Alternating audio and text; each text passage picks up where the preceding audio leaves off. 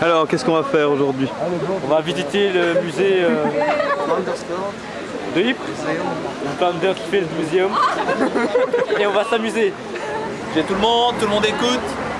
Vous allez tous recevoir ceci. Vous le mettez à votre poignet. Ils sont déjà réglés sur français.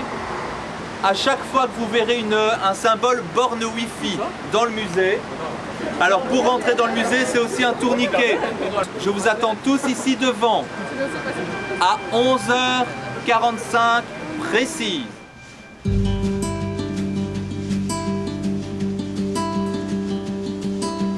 In the afternoon of orange blossom days, hummingbirds rest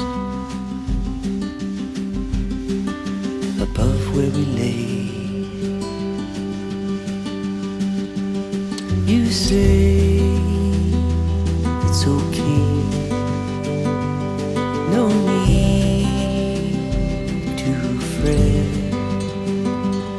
The weight of it all will ease as we find the balance in each step we make.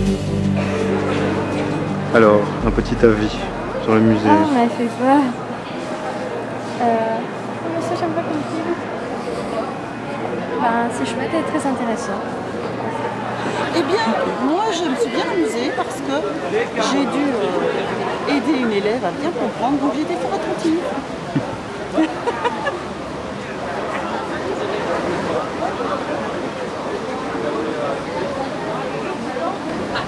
Il n'y a plus personne? Il n'y a plus personne. Jusque l'église, à gauche. C'est bon, hein? Qu'est-ce que vous en pensez? Ça décoiffe?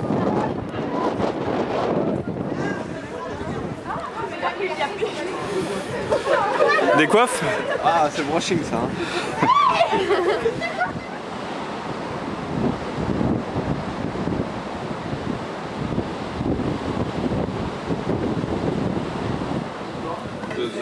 Oh, ça va, il n'y a rien de méchant.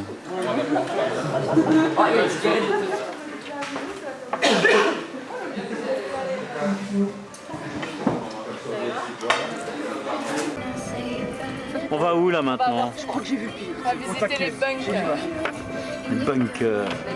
J'ai fait des camps de survie avec un lieutenant instructeur paracommando, alors Vas-y, raconte ton passé après. je survivrai à cette journée. Je te survivrai. Je te survivrai d'un amour vif.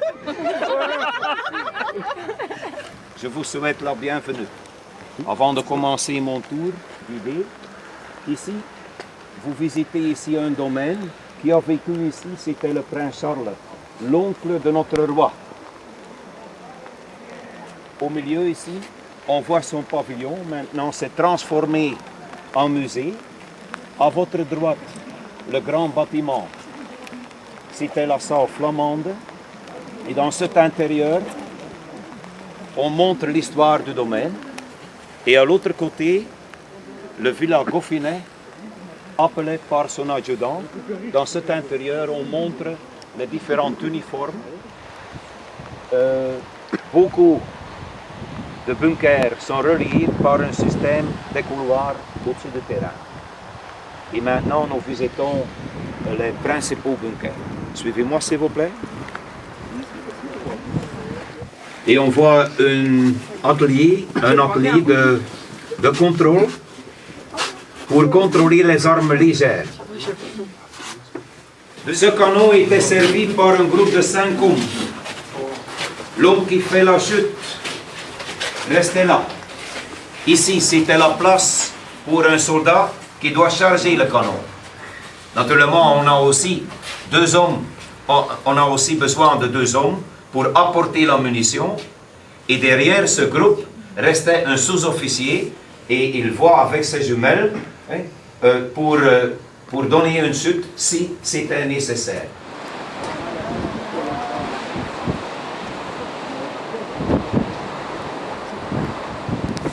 on voit son bureau, son machine à taper, sa ligne téléphonique.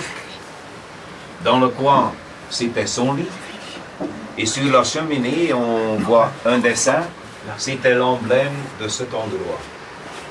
Au milieu, on voit la table et les chaises pour prendre les repas. Et sur cette représentation, on voit aussi un chien. Ce canon était servi par un groupe à peu près de 10, presque 12 hommes. Tout le monde connaissait le travail. Et à votre droite et à votre gauche, on voit les portes. À quelques distances, on voit des ouvertures. Maintenant, c'est fermé par une vitre.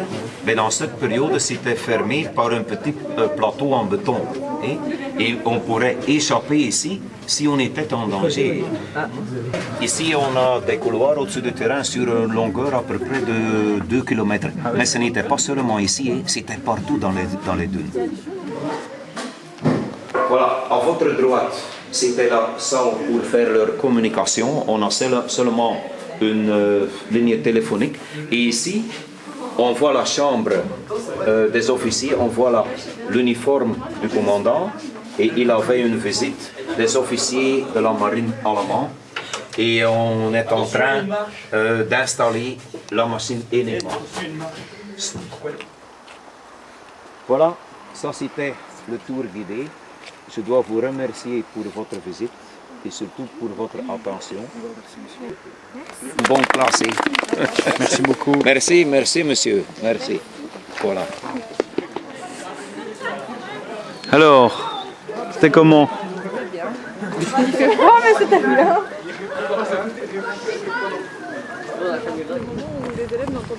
Et parfois, il s'attardait sur des détails vraiment de tel et tel article.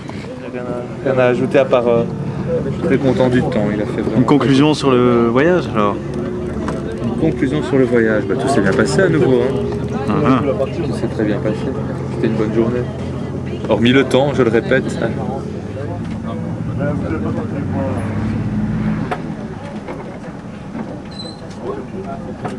été